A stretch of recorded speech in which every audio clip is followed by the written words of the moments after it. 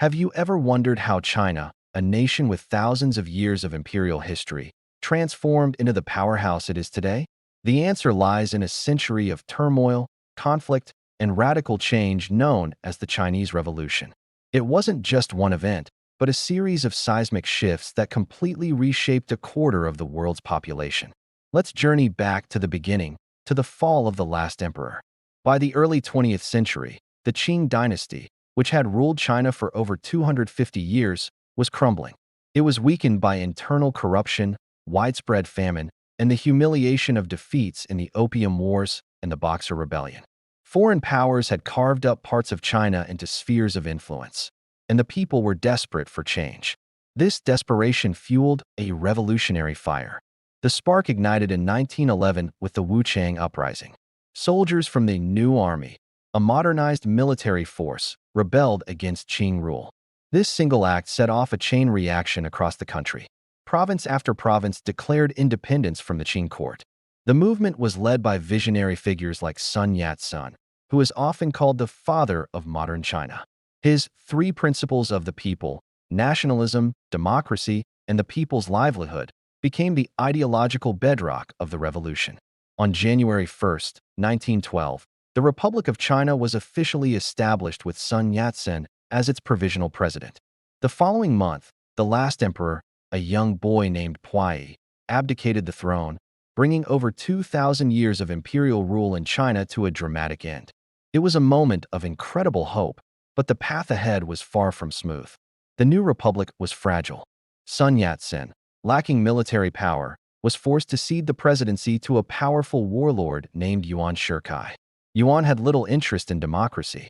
He attempted to dissolve parliament and even tried to declare himself emperor, betraying the very spirit of the revolution.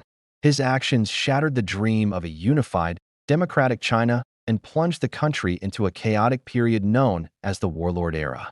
From roughly 1916 to 1928, China was fractured. Powerful regional military leaders, or warlords, ruled their own territories like personal kingdoms, fighting constantly for land and power.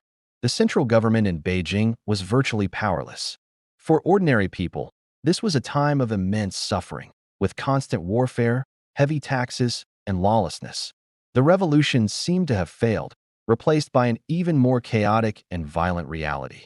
Amidst this chaos, new ideas were taking root. The May 4th movement of 1919 was a pivotal moment. Sparked by outrage over the Treaty of Versailles, which gave German concessions in China to Japan, students and intellectuals took to the streets. This wasn't just a political protest, it was a cultural and intellectual awakening. It challenged traditional Confucian values and called for science, democracy, and national salvation. It was during this fertile intellectual period that Marxism-Leninism began to gain a foothold in China. In 1921, a small group of intellectuals, including a young man named Mao Zedong, met in Shanghai and founded the Communist Party of China, or CCP. At the same time, Sun Yat-sen's Nationalist Party, the Kuomintang, or KMT, was reorganizing. Seeking to unify the country, the KMT and the CCP formed the First United Front in 1924, agreeing to work together to defeat the warlords. This alliance saw some initial success. Under the military leadership of Chiang Kai-shek, who took over the KMT after Sun Yat-sen's death, the Northern Expedition was launched in 1926. This military campaign successfully defeated many of the northern warlords and nominally reunified China under a KMT government based in Nanjing. But the alliance between the nationalists and communists was built on a foundation of deep mistrust. The breaking point came in 1927. Chiang Kai-shek, deeply wary of the growing influence of the communists, initiated a brutal purge known as the Shanghai Massacre. Thousands of communists, labor union members, and leftists were rounded up and executed. This event shattered the United Front and marked the beginning of a bloody, decades-long Chinese civil war. Forced to flee the cities, the communists, now led by Mao Zedong, retreated to the rural countryside. It was here that Mao developed his revolutionary strategy, a departure from traditional Marxist theory. He argued that in China, the revolution would be won not by the urban proletariat, but by mobilizing the vast peasant population. He established rural Soviets, implemented land reform, and built a disciplined military force known as the Red Army. The KMT government launched a series of encirclement campaigns to wipe out these communist bases. By 1934, facing annihilation, the communists embarked on an epic and grueling military retreat that would become legendary, the Long March. Over the course of a year, the Red Army trekked some 9,000 kilometers through treacherous terrain, constantly battling KMT forces and local warlords. The Long March was a military disaster. Of the roughly 86,000 who started, only a few thousand survived. But politically, it was a masterpiece.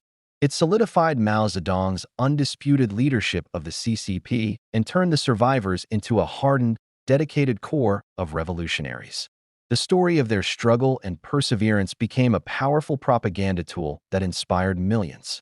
Just as the Civil War was reaching a fever pitch, an external threat forced the two sides to pause.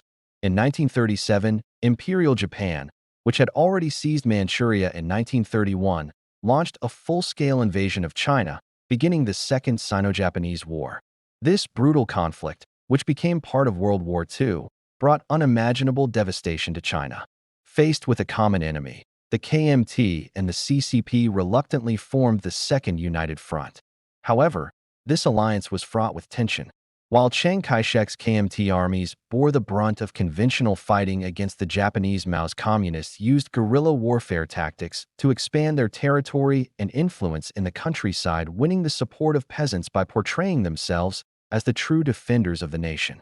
When Japan surrendered in 1945, the truce between the nationalists and communists immediately collapsed. The Chinese Civil War resumed, but the balance of power had shifted dramatically. The KMT government was weakened by years of war, corruption, and hyperinflation, losing popular support. In contrast, the CCP emerged stronger, with a disciplined army, widespread peasant support, and a reputation for fighting both the Japanese and corruption.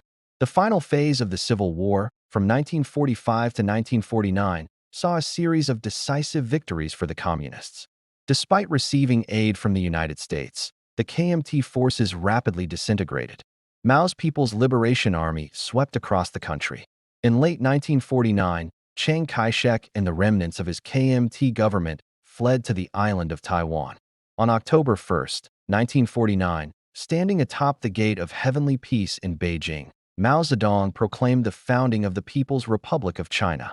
He declared to a massive crowd, "The Chinese people have stood up." This moment marked the end of the Chinese Revolution as a civil war and the beginning of a new, radical chapter of revolution under communist rule. The journey was long and bloody, but it fundamentally remade one of the world's oldest civilizations and set the stage for the China we see today. This complex story of revolution, civil war, and national rebirth is central to understanding modern China. Thank you so much for joining me on this deep dive into history. If you found this interesting, please hit that like button, subscribe for more, and share your thoughts in the comments below. See you next time.